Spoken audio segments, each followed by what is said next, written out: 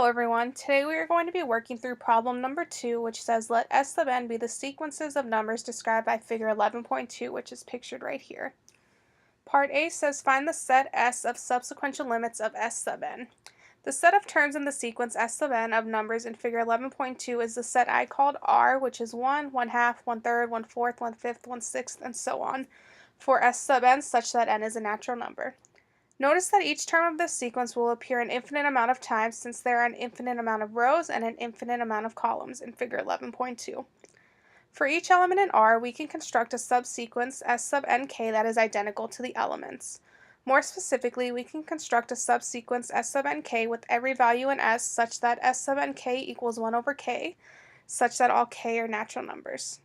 Notice that this sequence converges to 0. This means that our set S equals 0 union R, or the set 0, 1, 1/2, 1/3, 1/4, 1/5, 1/6, and so on. For part B, we were asked to determine the limit sup S sub n and the limit inf S sub n. So consider the set of subsequential limits of the sequence S sub n. Recall from part A that our set S was 0 union 1 over k such that k was a natural number.